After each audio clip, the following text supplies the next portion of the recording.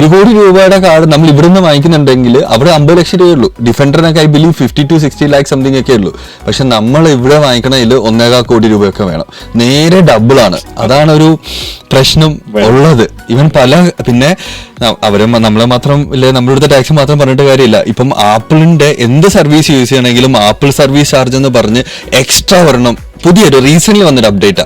എന്ത് സാധനം ചെയ്യുന്നുണ്ടെങ്കിലും ഇതിന്റെ കൂടെ ആപ്പിൾ ഒരു നല്ലൊരു എമൗണ്ടാണ് വാങ്ങിക്കുന്നത്.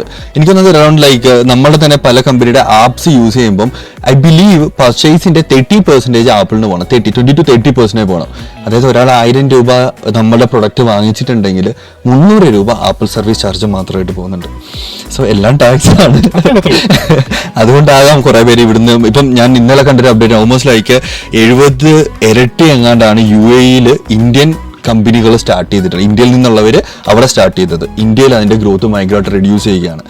ഇത് എഫക്റ്റ് ചെയ്യുന്നുണ്ട് ടാക്സ് എന്നുള്ളത് നല്ലത് തന്നെ. ബട്ട് എന്നാൽ നമ്മളത് അക്സെപ്റ്റ് ചെയ്യുക. പലരും ഡെഫിനറ്റ്ലി മൂവ് ഓൺ ചെയ്യും. കാരണം അവിടെ ടാക്സും മാക്സിമം കുറച്ച് കൊടുത്താൽ മതിയല്ലോ എന്നൊരു സംഭവത്തിൽ. Investments in securities markets are subject to market risks. Read all the related documents carefully before investing.